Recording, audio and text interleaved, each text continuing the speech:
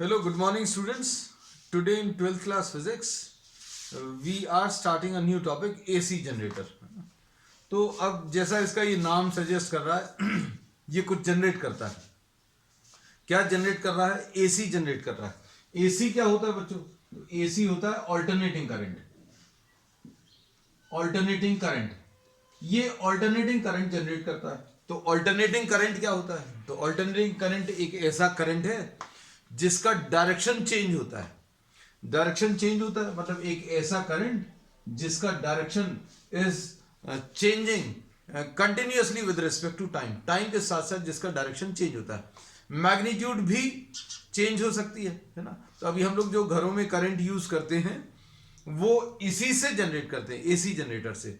तो घरों में जो इलेक्ट्रिसिटी जनरेट करते हैं, घरों में जो इलेक्ट्रिसिटी यूज करते हैं वो ऑल्टरनेटिंग टाइप की है. ऑल्टरनेटिंग टाइप की मतलब इसमें करंट की वैल्यूज और डायरेक्शंस दोनों चेंज होते हैं विद रिस्पेक्ट टू टाइम. तो ऐसा करंट जनरेट करने वाली जो मशीन है उसको अभी हम लोग एसी जनरेटर बोलते हैं, है ना. और ये जो करंट अभी हम लोग यूज करते हैं वो इस टाइप का है. मतलब करंट जो है जीरो से इंक्रीज होकर मैक्सिमम बनता है, फिर मैक्सिमम से डिक्रीज होकर जीरो आता है, फिर इसका करंट का डायरेक्शन चेंज होता है, फिर ऑपोजिट डायरेक्शन में करंट जो है इंक्रीज होना शुरू होता है और फिर मैक्सिमम होकर फिर डिक्रीज होकर zero. And this is termed as what one cycle. और ये जो करंट अभी हम लोग यूज करते हैं इसके बारे में डिटेल में अलग से एक चैप्टर पढ़ने वाले हैं. लेकिन अभी हम लोग अभी इस स्टेज पर ये बोलते हैं एसी जनरेटर क्या है? एक ऐसी मशीन जो एसी जनरेट करता है, ऑल्टरनेटिंग करंट को जनरेट करता है. अब ऑल्टरनेटिंग करंट क्या है ये भी अभी हमने बता दिया. Alternating current is a current which changes direction with respect to time, magnitude and direction with respect to time. तो अब हम लोग इसमें ये कहते हैं ये एक ऐसा डिवाइस है, it is a device which converts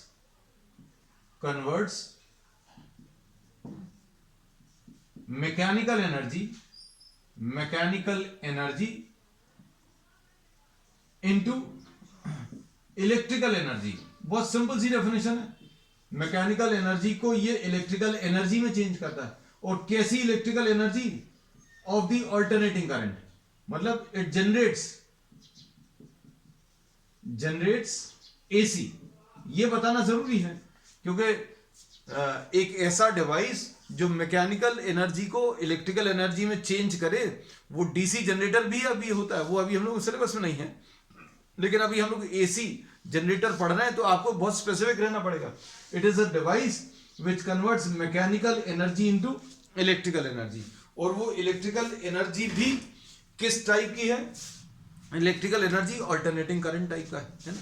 अब इसमें फिर अगली बात आती है बच्चों इसका प्रिंसिपल. तो वर्किंग प्रिंसिपल इसका वही है कि करंट अगर आपको जनरेट करता है तो फैराडे ने जो बेसिक प्रिंसिपल दिया था उसी प्रिंसिपल का अभी हम लोग यूज करेंगे. तो फैराडे ने क्या प्रिंसिपल दिया था वो भी हम बता दें. फैराडे ने ये कहा था कि whenever there is a change in flux associated with any coil, जब भी किसी कॉइल से एसोसिएटेड फ्लक्स चेंज होगा तो उसके अंदर एक करंट आएगा. तो मतलब कहने का यह है कि this machine is based on electromagnetic induction. This is based on the principle of what? Principle of electromagnetic induction. इसका मतलब यह है whenever there is a change in flux, whenever there is a change in flux, in magnetic flux associated with a coil,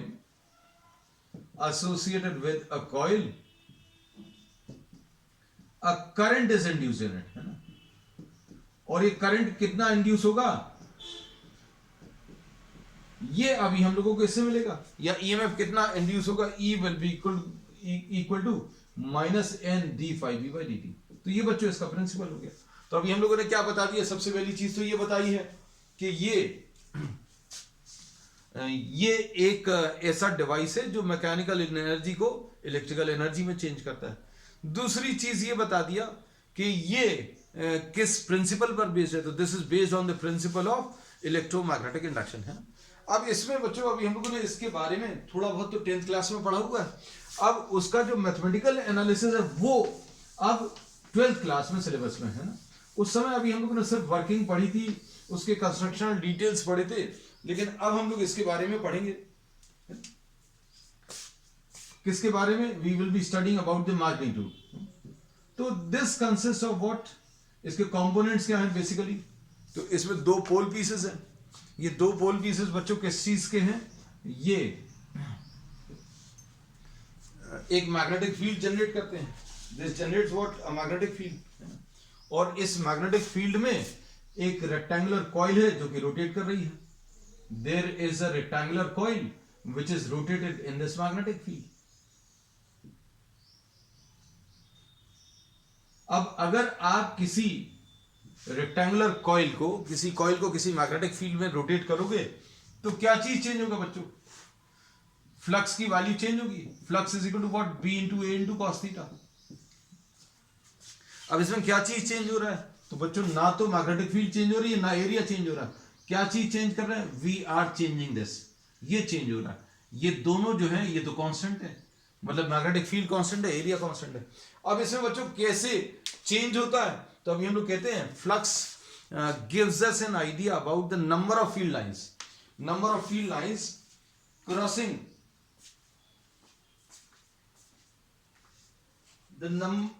the number of field lines crossing a given area that gives us an idea about the flux. अभी हम लोग बोलते हैं अगर आपने ये एक rectangular coil है और मैग्नेटिक फील्ड ऐसी कुछ एक्ट कर रही है ना। अब ये मैग्नेटिक फील्ड लाइंस अगर ऐसी कुछ हैं तो just try to imagine in this particular case when the rectangular coil is placed perpendicular to the field lines, maximum number of field lines will be crossing this. अब अगर आप इसको अगर आप रोटेट करना शुरू करो, जस्ट ट्राई टू सी। अब इसमें अभी हम लोग बोलते हैं कि अगर सपोज कुछ number of lines, field lines cross कर रही थी, अब इसको रोटेट करेंगे तो नंबर ऑफ फील्ड लाइंस जो इसको क्रॉस करेंगे वो कम होती जाएंगी, और ऐसे में कोई भी फील्ड लाइंस इसको क्रॉस नहीं करेंगी। क्यों? क्योंकि सारी इसके आजू बाजू से होकर निकल जाएंगी। So we say that what happens, the magnetic field, the number of magnetic field lines crossing this coil will change, और number of magnetic field lines जो इसको क्रॉस कर रही है वो चेंज होगा, है ना। और इसकी वजह से अभी हम लोग बोलेंगे फ्लक्स चेंज होगा। तो फ्लक्स अभी हम लोगों ने बोला चेंज, फ्लक्स का जो चेंज है वो समझने के लिए या तो आप ये मैथमेटिकल रिलेशन ले लो कि भाई आप अगर किसी रेक्टेंगुलर कॉइल को किसी मैग्नेटिक फील्ड में रोटेट करोगे तो क्या चीज चेंज होगा? थीटा चेंज होगा, तो फ्लक्स चेंज हो रहा है, ऐसा समझ लो। नहीं तो दूसरा, अभी हमने फिजिकली भी बताया कि फ्लक्स चेंज समझने के लिए आप कितनी नंबर ऑफ फील्ड लाइंस इसको क्रॉस कर रही हैं वो समझ लीजिए, है ना। तो number of field lines crossing this rectangular coil will change. इनकी जो संख्या है, नंबर ऑफ फील्ड लाइंस वो चेंज होंगी जो इसको क्रॉस कर रही है ना। तो इसलिए अभी हम लोग बोलेंगे इसमें फ्लक्स चेंज होगा, है ना। अब इसके कंपोनेंट्स में बच्चों देखो, कंपोनेंट्स में ये एक रेक्टेंगुलर कॉइल है जिसको अभी हम लोग आर्मेचर कॉइल बोलते हैं, है ना। तो कंपोनेंट्स बच्चों इसके क्या आ जाएंगे? कंपोनेंट्स बता दिए। कंपोनेंट्स सबसे पहले तो अभी हमने डेफिनेशन बता दी आपको एसी जनरेटर की, फिर उसके बाद प्रिंसिपल बता दिया। अब इसके मेन कंपोनेंट्स बता रहे हैं। तो armature coil, this consist of what? A rectangular coil of consisting of large number of turns of insulated copper wire। बहुत सारे number of turns of insulated copper wire लिया, है ना। तो this is called the armature coil. अब इस armature coil को अभी हम लोग क्या करेंगे बच्चों? एक शाफ्ट के ऊपर कनेक्ट कर देंगे। अब आपने इसको क्या किया? एक शाफ्ट के ऊपर कनेक्ट कर दिया। अब आप किसी तरीके से इस शाफ्ट को घुमाएंगे, मैकेनिकली घुमाएंगे, है ना। बाहर आपने इसको कैसे घुमाया ये अभी हम लोग डिस्कस नहीं कर रहे हैं, वो अभी हम लोग इस टॉपिक के एंड में डिस्कस करेंगे। आप इस शाफ्ट को घुमाओगे, अगर इस शाफ्ट को घुमाओगे किसी भी तरीके से तो क्या होगा? ये रेक्टेंगुलर कॉइल इसके अंदर रोटेट होगा, और रेक्टेंगुलर कॉइल अगर रोटेट होगा तो थीटा चेंज होगा, मतलब फ्लक्स चेंज होगा, और फ्लक्स चेंज होगा मतलब इसके अंदर एक ईएमएफ आएगा, और उस ईएमएफ को एक्सटर्नल सर्किट से इंटरनल सर्किट से बाहर निकालने का तरीका, ये भी हम लोग बोलते हैं रिंग एंड ब्रश अरेंजमेंट, है ना। तो अब हम लोग इसमें जो बाकी के कंपोनेंट्स है वो भी बना ले रहे हैं। देखो suppose this is the coil, rectangular coil, और इस रेक्टेंगुलर कॉइल से ये मेटालिक रिंग्स कनेक्टेड हैं. Suppose this is R1 and this ring is R2. ये मेटालिक रिंग्स हैं. तो अब इसमें ये जो रिंग्स हैं बच्चों, these are termed as the slip rings. तो कंपोनेंट्स बच्चों अभी हम लोग यहां पर लिख दे रहे हैं. तो कंपोनेंट्स में सबसे पहली चीज क्या है? आर्मेचर. तो आर्मेचर क्या है? It consist of large number of turns of insulated copper wire wound over a soft iron core. आपने एक सॉफ्ट आयरन कोर के ऊपर बहुत सारे number of turns of insulated copper wire ले लिया, पहली चीज. फिर उसके बाद दूसरा कंपोनेंट्स बच्चों क्या है? Slip rings. और इनका नाम अभी हम लोगों ने R1 and R2. These are metallic rings and these rings rotate along with the coil. ये कॉइल के साथ रोटेट करता है. फिर इसके बाद बच्चों नेक्स्ट चीज क्या है? नेक्स्ट है इसमें कार्बन ब्रशेस. तो बच्चों ये यहां पर दो कार्बन ब्लॉक्स हैं. Suppose this is B1 and this carbon block this is B2. तो ये रिंग्स बच्चों हमेशा जैसे जैसे ये कॉइल रोटेट कर रही है, कॉइल के साथ साथ ये रिंग्स भी रोटेट करते हैं. और R1 is always in contact with B1 और R2 हमेशा B2 के साथ कांटेक्ट में रहेगा. रिंग्स का ब्रशेस के साथ कांटेक्ट चेंज होता है किसमें? डीसी जनरेटर में, है ना. तो वो अभी हम लोग सिलेबस में नहीं, we are studying about what? AC generator. अब इसके बाद बच्चों नेक्स्ट क्या है? Third component carbon brushes.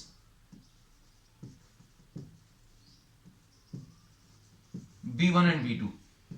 So these are two carbon blocks. These are two carbon blocks in contact with R1 and R2. In carbon blocks का contact किसके साथ बना रहेगा? हमेशा R1 और R2 के साथ बना रहेगा, है ना. And B1 and B2 are fixed. ये B1 और B2 कैसे हैं बच्चों? फिक्स हैं. ठीक. अब लास्ट चीज field magnets.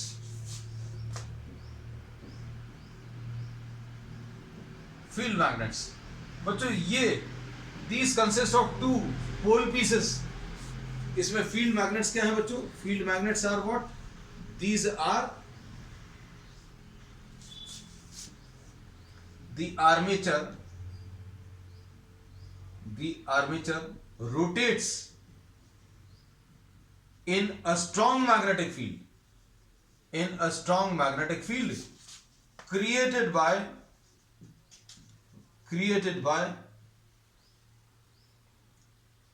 two pole pieces N and S. ये दो पोल पीसेस हैं, इनकी मदद से अभी हम लोगों ने क्या क्रिएट कर लिया बच्चों? इनकी मदद से अभी हम लोगों ने एक स्ट्रॉन्ग मैग्नेटिक फील्ड. तो अभी हम लोगों ने कंपोनेंट्स बता दिए. तो बच्चों इसमें इस एसी जनरेटर में क्या क्या चीज है बच्चों? ये फील्ड मैग्नेट्स हैं, ये आर्मेचर कॉइल है, आर्मेचर कॉइल ABCD. इसके बारे में अभी हमने कुछ नहीं लिखा, सिर्फ बोल दिया है. This consist of large number of turns of insulated copper wire. और इसमें जो करंट जनरेट होगा उसको एक्सटर्नल सर्किट में निकालने के लिए, ये एक्सटर्नल सर्किट है, इस एक्सटर्नल सर्किट में निकालने के लिए रिंग एंड ब्रश अरेंजमेंट है. तो ये स्लिप रिंग्स कहलाती हैं, R1 और R2. ये R1 और R2 रिंग्स जो हैं हमेशा इस कॉइल के साथ रोटेट करेंगी. जैसे जैसे कॉइल रोटेट करेगी वैसे वैसे ये भी रोटेट करेगा. और ये रिंग्स हमेशा कार्बन ब्लॉक्स के कांटेक्ट में हैं. ये carbon blocks B1 and B2 है ना. अब ये शाफ्ट है बच्चों, this is the shaft and this is the axis of rotation.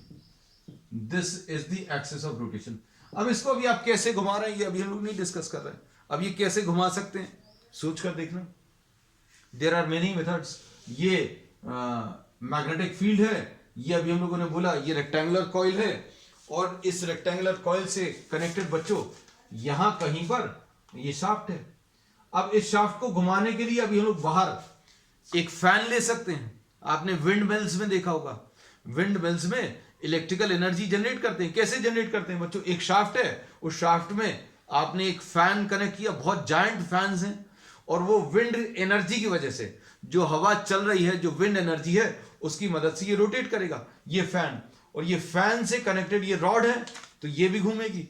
अब ये शाफ्ट जब घूमेगा तो ये कॉइल घूमेगी, और ये कॉइल कहां पर घूमेगी? मैग्नेटिक फील्ड के अंदर रोटेट करेगी। तो एक तरीका ये है, आप इसको विंड एनर्जी से घुमा सकते हैं। और दूसरा तरीका क्या है बच्चों? यहां कहीं पर अभी आप एक जायंट व्हील ले लो, और उस व्हील में, उस जायंट व्हील में बच्चों बहुत सारे कुछ ऐसे कप्स लगे रहते हैं। अब कहीं से इमेजिन करना बच्चों, यहां कहीं से पानी गिर रहा है, वाटरफॉल है ना। पानी अगर गिर रहा है तो क्या होगा? ये ऐसे कुछ कप्स लगे हैं इसमें। हम बहुत सारी चीजें बता रहे हैं बच्चों, ध्यान से सुनना सर। ये ऐसे कुछ कप्स लगे। अब क्या होगा? इसमें पानी गिरेगा, पानी गिरेगा तो इस इंपैक्ट की वजह से ये घूमेगा, है ना, और घूमेगा, नीचे की तरफ जाएगा, नीचे की तरफ आएगा, फिर अगला कप इधर आ जाएगा, है ना। तो इसके वेट की करंट वजह से और काइनेटिक एनर्जी की वजह से दिस विल स्टार्ट रोटेटिंग। और जब इधर आ जाएगा तो ये खाली होते जाएंगे, जैसे जैसे ये इधर जाएंगे तो ये कप्स खाली होते जाएंगे, है ना। तो अभी हम लोग बोलेंगे ये लगातार पानी की एनर्जी के कारण ये घूमने लगेगा। Due to the kinetic energy possessed by water this will rotate. और अगर ये रोटेट करेगा, ये जायंट व्हील से कनेक्ट आपने क्या कर दिया? शाफ्ट। और शाफ्ट से कनेक्टेड क्या है? कॉइल। तो अगर ये शाफ्ट घूमेगा बच्चों, ये शाफ्ट अगर घूमेगा तो कॉइल भी घूमेगी। और कॉइल कहां पर घूम रही है?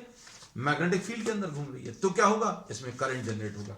तो बार बार अभी हम लोगों ने यही बोला कि ये एक ऐसा डिवाइस है जिसमें आप मैकेनिकल एनर्जी को इलेक्ट्रिकल एनर्जी में कन्वर्ट करने वाले हैं। अब ये मैकेनिकल एनर्जी अलग अलग टाइप से क्रिएट की जा सकती है। अभी हमने विंड एनर्जी का एग्जांपल दे दिया, है ना। और दूसरा फिर अभी हम लोगों ने एग्जांपल ले लिया किसका? ये पानी का। तो हाइड्रो इलेक्ट्रिक पावर जनरेशन जो है वो इसी तरीके से होता है। थर्मल पावर, थर्मल पावर कैसे जनरेट करते हैं बच्चों?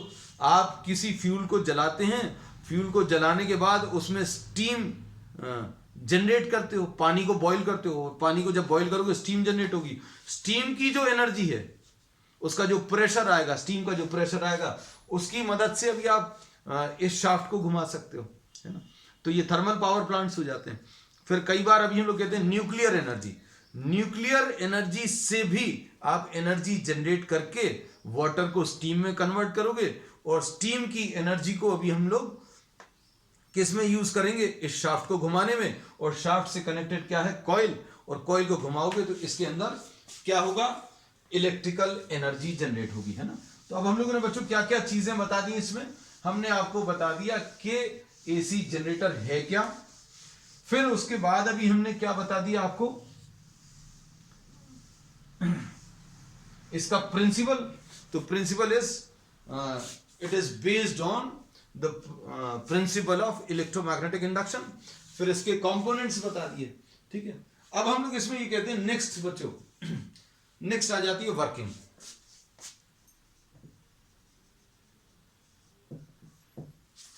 तो वर्किंग में अभी हम लोग क्या बोलेंगे? वर्किंग में अभी हम लोग ये कहते हैं when this coil is rotated,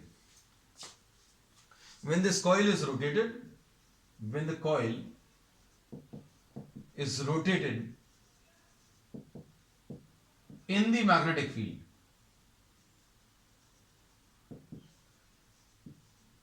the magnetic flux associated with the coil changes, associated with the coil changes। अब मैग्नेटिक फ्लक्स जो है बच्चों चेंज होगा। और ये मैग्नेटिक फ्लक्स अभी हम लोग कैसा कह सकते हैं? phi b will be equal to b into a into cos theta।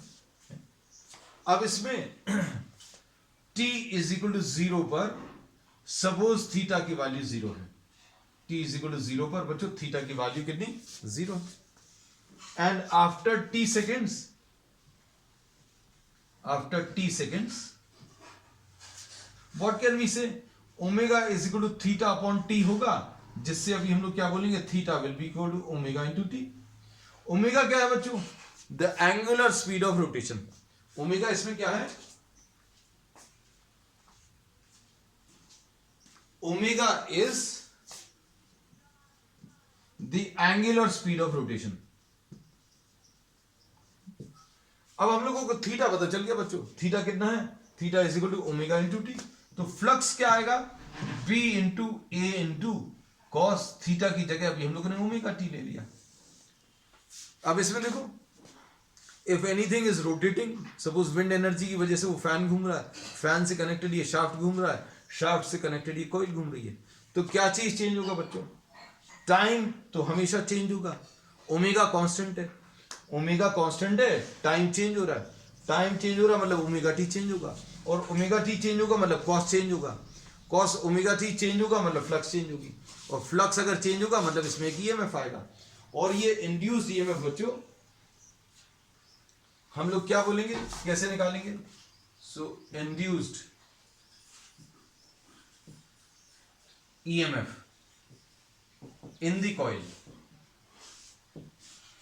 induced EMF in the coil, E will be equal to, E is equal to कितना आ जाएगा, minus N d phi B by d t. अब इसमें बच्चों calculations कर ले रहे हैं अब हम लोग, ये कितना आएगा, minus N d by d t of phi B. तो फाइव बी की वैल्यू कितनी है बच्चों, B into A into cos omega t. अब इसमें क्या करेंगे, माइनस एन है, बी और ए अंदर ले लिया, तो क्या आ जाएगा, D by d t of क्या आ जाएगा, कॉस ओमेगा टी। अब इसके बाद ये कितना आ जाएगा, minus B into N into A, और इसका डिफरेंशिएशन क्या आ जाएगा,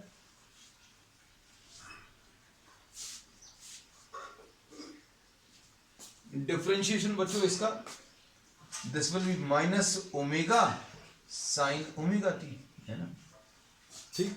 अब इसको क्या लिख लेंगे बच्चों, ये आ जाएगा B N A omega sine omega t. ये इंड्यूस्ड ईएमएफ का फॉर्मूला आ गया, ये इंड्यूस्ड ईएमएफ का फॉर्मूला। अब देखो बच्चों, इसमें नोट कर लेना इतना सा, क्योंकि अभी हम ये वाला पोर्शन जो है ये सब कुछ रफ कर देंगे और इसी रिलेशन को आगे बढ़ाएंगे, है ना। तो इंड्यूस्ड ईएमएफ का जो रिलेशन आया बच्चों,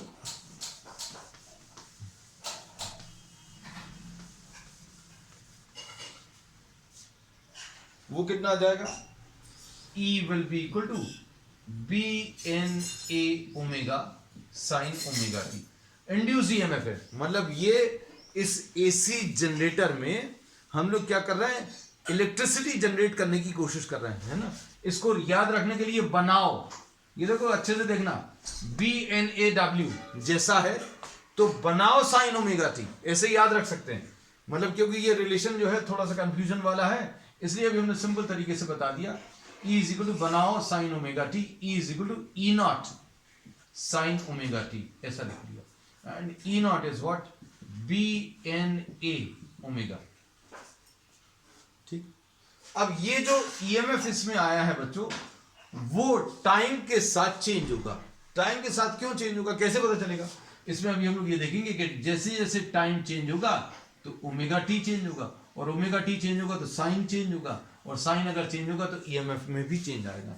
अब ये कैसा कैसा चेंज आएगा, इसको हम लोग प्लॉट कर सकते हैं बच्चों। तो ये सारी चीजें अभी हम रब कर दे रहे हैं।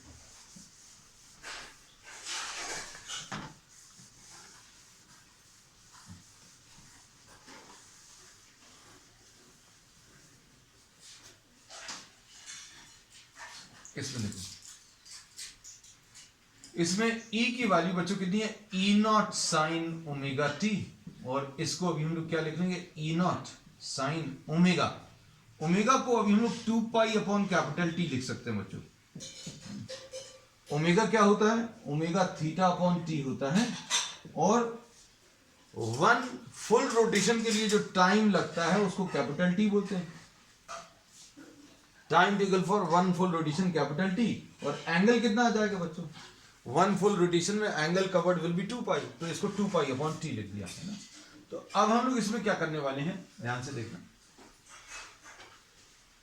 अब हम लोग इसमें t की अलग अलग वैल्यूज लेंगे। तो बच्चों t की वैल्यू 0 ले लो, t is equal to t/4 ले लो, t is equal to t/2 ले लो, t is equal to 3t/4 ले लो, t is equal to capital T, है ना। ये कुछ टाइम ले लिया बच्चों अभी हमने।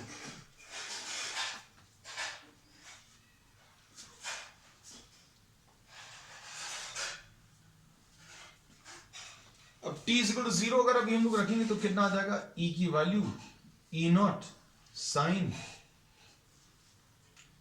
ये 0 आ जाएगा, मतलब ये 0 आ गया।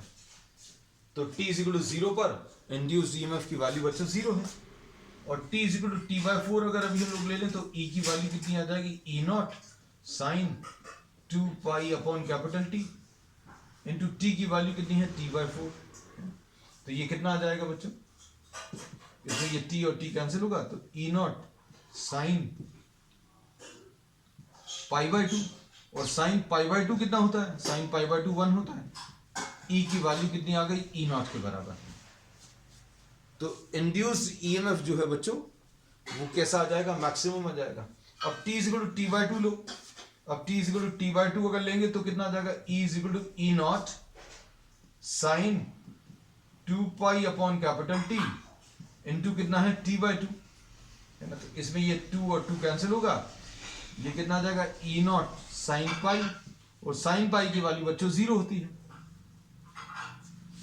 ठीक है। अब इसके बाद E is equal to E0 sine, यहां पर इसको क्या लिख लें बच्चों, 3t/4 इंटू t/2,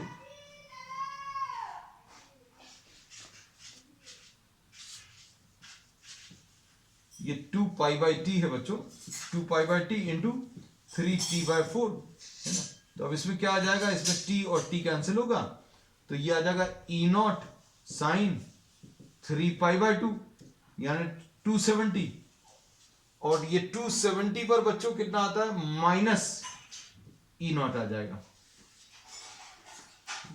अब t is equal to capital T पर E is equal to E0 sine, relation ये याद रखना, यही वाला रिलेशन बार बार यूज करें, 2 pi upon capital T into capital T, t की वैल्यू कैपिटल T रख दिया, इसमें कैंसिल होगा, तो ये कितना आ जाएगा, E0 साइन 2 पाई, और साइन 2 पाई की वैल्यू कितनी होती है, 0। तो अब हम लोग इसको अगर प्लॉट करें बच्चों, देखो ध्यान से, तो इसमें t इक्वल टू 0 पर t is equal to t/4, t is equal to t/2, t is equal to 3t/4, और t is equal to capital T, t/4, t/2, 3t/4 और कैपिटल T। यहां पर ये इंड्यूस्ड ईएमएफ ले लिया, ये induced EMF है बच्चों, है ना। अब इसमें ये प्लस E0 मार्क कर लिया और ये minus E0, t equal to 0 पर, t इक्वल टू 0 पर कितना है बच्चों, t इक्वल टू 0 पर ये वैल्यू आएगी, फिर उसके बाद t इक्वल टू t/4 पर कितना है,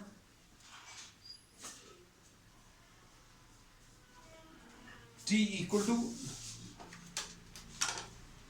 t/4 पर कितना बच्चों, E0, तो ये आएगा maximum value. t equal to t/2 पर, ये बच्चों ये अभी हम लोग नहीं ले रहे, t इक्वल टू t/2 पर, t इक्वल टू t/2 पर 0, तो ये मार्क हो गया। t इक्वल टू 3t/4 पर बच्चों, 3t/4 पर कितना है, माइनस E0, माइनस E0 मतलब यहां कहीं पर आएगा, और t is equal to capital T पर, तो t is equal to capital T पर ये आएगा। So this will be the type of current which will be generated. तो ये बच्चों ये नेचर है किसका, इंड्यूस्ड करंट का। इसको एक्सटर्नल सर्किट में बच्चों अभी हम लोग ये कह सकते हैं, if you try to see the movement, ये डायरेक्शंस अभी हम लोग बहुत आसानी से निकाल सकते हैं। इसमें बहुत सारे तरीके हैं करंट्स को फाइंड करने के लिए, that is not at all important because that part we have discuss in 10th class. लेकिन फिर भी अगर किसी को लगता है then you can use different rules, है ना। Fleming's right hand rule use कर सकते हो, या फिर चार्जेस का कॉन्सेप्ट यूज कर सकते हो, या current which is induced in a conductor, वो भी यूज कर सकते हो, है ना। तो अगर इसमें ऐसा कुछ ये मूव कर रहा है, just try to see if this is moving in this direction, ये अंदर की तरफ मूव कर रहा है, ये बाहर की तरफ अगर मूव कर रहा है, तो अभी हम लोग इसमें ये कह सकते हैं कि चार्जेस का मूवमेंट बच्चों कैसा आएगा। इसमें चार्जेस जो हैं अंदर की तरफ मूव कर रहे हैं और ये मैग्नेटिक फील्ड ऐसी कुछ है, तो इसके ऊपर फोर्स जो आएगा बच्चों, इसमें चार्जेस का मूवमेंट अंदर की तरफ और मैग्नेटिक फील्ड ऐसी कुछ है, तो चार्जेस के ऊपर नेट फोर्स नीचे की तरफ आएगा। तो इसमें अभी हम लोग बोलेंगे करंट का ऐसा कुछ डायरेक्शन आएगा, और करंट का ऐसा कुछ डायरेक्शन आ रहा है, मतलब इसमें करंट का डायरेक्शन क्लॉकवाइज आएगा। Direction of current in the circuit will be clockwise. You can use many methods, है ना, आपको बहुत सारे तरीके अभी हमने बताए हुए हैं, because that part is not to be discuss at this stage, है ना, लेकिन फिर भी अभी हमने आपको थोड़ा सा डिस्कस कर दिया। अब इसमें एक्सटर्नल सर्किट में क्या होगा बच्चों, एक्सटर्नल सर्किट में देखना, ये करंट जो है, हम मेन चीज दिखाने की कोशिश कर रहे हैं कि भाई ये सर्किट में जो करंट जनरेट होता है वो एसी कैसे है। तो एसी कैसे, इसमें अभी हम लोग करंट यहां पर ऐसा आया, यहां पर, यहां से R2 में आया, R2 से B2 में गया और B2 से ये इसमें चला गया, है ना। तो करंट का ऐसा कुछ डायरेक्शन आया। अब इसके बाद क्या कर सकते हैं बच्चों, इसमें अगला जब ये हाफ रोटेशन ले लेगा, है ना, हाफ रोटेशन के बाद क्या होगा बच्चों, हाफ रोटेशन के बाद after half a rotation what will happen, CD will come here. ये देखो इमेजिन करना बच्चों, सारी चीजें इमेजिनेशन पर बेस्ड है। ये CD यहां कहीं पर आ गया, CD यहां पर आ गया, AB यहां पर आ गया, है ना। और CD से कनेक्टेड क्या चीज है बच्चों, CD से कनेक्टेड ये R2 है, CD से ये लॉन्ग वाली आर्म, ये लॉन्ग वाली आर्म, और ये R2 से कनेक्टेड है बच्चों। और R2 किससे कनेक्टेड है, B2 से कनेक्टेड है। और AB किससे कनेक्टेड है, तो AB बच्चों R1 से कनेक्टेड है। AB किससे कनेक्टेड है, ये भी हम बोल सकते हैं, AB इसमें ये R1 से कनेक्टेड है। AB बच्चों R1 से कनेक्टेड है, और R1 किससे कनेक्टेड है, B1 से। ये डायग्राम ऐसा कुछ आ जाएगा, है ना। और इसमें करंट का डायरेक्शन अगर अभी भी क्लॉकवाइज है करंट का, क्योंकि ये तो रोटेशन ऐसे ही चलता रहेगा, तो इसमें तो करंट क्लॉकवाइज ही आएगा। लेकिन एक्सटर्नल सर्किट में क्या होगा, मेन चीज वही देखने वाली है। करंट का डायरेक्शन क्लॉकवाइज आ रहा था, तो करंट का डायरेक्शन क्लॉकवाइज। अब इसमें यहां BA से ये R1 में आएगा, R1 से B1 में आएगा, और B1 से इस सर्किट में देखो, इस सर्किट में करंट का डायरेक्शन पहले का ऑपोजिट है। इसमें करंट यहां पर ऐसा फ्लो कर रहा था, अब करंट इसमें ऐसा कुछ फ्लो कर रहा। अब यहां से करंट B2 में आएगा, B2 से R2 में आएगा, R2 से इधर जाएगा। तो ये देखो अंदर वाले सर्किट में अभी भी क्लॉकवाइज है, लेकिन बाहर वाले सर्किट में करंट का डायरेक्शन जो है वो चेंज हो गया, है ना। तो ये वाला पार्ट जो है that was suppose to be discuss in 10th class, लेकिन कुछ बच्चों ने इसका हो सकता है शायद वर्किंग अच्छे से नहीं पढ़ी हो, इसलिए अभी हमने ये डायरेक्शन का कॉन्सेप्ट रिपीट कर दिया। तो आप किसी भी तरीके से, I have told you many methods how to find out the direction of induced current, you can use any method, लेकिन इसमें ये याद रखना अगर रोटेशन ऐसे ही चल रहा है तो इंटरनल सर्किट में क्लॉकवाइज ही रहेगा। लेकिन ये जो स्पेशल टाइप का आपने अरेंजमेंट किया हुआ है, ये स्पेशल टाइप का जो अरेंजमेंट आपने किया हुआ है, उसकी वजह से एक्सटर्नल सर्किट में करंट देखो कैसा था, क्लॉकवाइज डायरेक्शन में। ये CD से किस में आया, R2 में आया, R2 से B2 में आया, B2 से इधर आया, इधर B1 में आया, B1 से R1 में आया, R1 से ये ऐसा कुछ। So this is the direction of current. तो डायरेक्शन ऑफ करंट बच्चों अभी हम लोगों ने बता दिया। तो अब इसमें यहां पर अगर देखें तो इसमें अभी हम लोगों ने बोला क्लॉकवाइज डायरेक्शन का करंट AB से R1 में, R1 से B1 में, B1 से B2 में। तो ये देखो इसमें करंट का डायरेक्शन जो है चेंज हो गया, यहां पर रेजिस्टेंस में डाउनवर्ड आ रहा था, यहां पर रेजिस्टेंस में upward. So in every half cycle the direction of current reverses. So therefore this is termed as what, AC generator. इसको ऐसा नहीं समझना है, तो अभी हम लोगों ने कैलकुलेशन करके तो आपको बता ही दिया है that after every half cycle the direction of current will reverse। इसको एक साइकिल के लिए अभी हमने बनाया है, लेकिन एक ही साइकिल तो रहेगी नहीं, ये लगातार घूमता जाएगा और इसके जो करंट जनरेट होगा वो ऐसा कुछ जनरेट होगा, है ना। और हम लोग घरों में जो इलेक्ट्रिसिटी यूज करते हैं बच्चों वो इसी टाइप की है। कौन सी? एसी। मतलब ये एक साइकिल अभी हमने बना के दिखाया है। ये एक साइकिल ऐसी कितनी साइकिल्स कंप्लीट होती हैं? 50 such cycles are completed in 1 second. मतलब ये जो लाइट अभी हम लोग यूज कर रहे हैं इसमें 1 सेकेंड में करंट 100 टाइम्स जीरो हो रहा है। 100 टाइम्स ये जीरो करंट आ रहा है और 100 टाइम्स मैक्सिमम हो रहा है। लेकिन अभी हम लोग ये बोलते हैं कि ये जो सारे चेंजेस हैं ये इतनी फास्ट रेट पर हो रहे हैं कि ये चेंजेस अभी हम लोग देखते नहीं है ना। तो अभी हम लोगों ने बच्चों क्या क्या चीज पढ़ ली। मेन कॉन्सेप्ट इसका क्या था कि ये क्या चीज है? ये एक ऐसा डिवाइस है जो क्या करता है, मैकेनिकल एनर्जी को इलेक्ट्रिकल एनर्जी में चेंज करता है ना। फिर उसके बाद प्रिंसिपल क्या है? It is based on the principle of electromagnetic induction. फिर तीसरी चीज क्या? कंपोनेंट्स। तो कंपोनेंट्स बच्चों क्या क्या है? आर्मेचर कॉइल है, रेक्टेंगुलर कॉइल जिसमें बहुत सारे number of turns of insulated copper wire है। फिर उसके बाद फील्ड मैग्नेट्स है, उसमें 2 पोल पीसेस है। फिर उसके बाद क्या है? रिंग्स है, मेटालिक रिंग्स। मेटालिक रिंग्स किसके साथ? कॉइल के साथ साथ घूमती रहती है। फिर कार्बन ब्रशेस है। फिर उसके बाद वर्किंग में अभी हम लोगों ने क्या लिया? तो वर्किंग में अभी हमने बताया कि वर्किंग में flux associated with the coil is given by B into A into cos theta, और इसमें B into A into cos omega T लिख लें, है ना। ये फ्लक्स आ जाएगा और इंड्यूस्ड ईएमएफ कितना आ जाएगा? -n d∅dt। और इसको सॉल्व करने पर कितना आया था? बनाओ साइन ओमेगा टी, ऐसा कुछ आया है ना। तो इसको E0 साइन ओमेगा टी लिखा। ठीक। अब हम लोगों ने इसमें ये कहा था बच्चों कि इसका ग्राफ अभी हम लोगों ने प्लॉट किया। तो ग्राफ कैसा आया? ग्राफ बच्चों ऐसा मिला जो कि टाइम के साथ साथ ईएमएफ की वैल्यू चेंज हो रही है और इसकी वजह से जो करंट आएगा सर्किट में वो भी टाइम के साथ चेंज होगा। अब इसमें मेन चीज बच्चों और काम की क्या है कि आप सोचकर देखना कि अगर आपने इस कॉइल को रोटेट किया है मैग्नेटिक फील्ड में, अच्छे सुनना बच्चों ये बहुत प्रैक्टिकल चीजें हैं।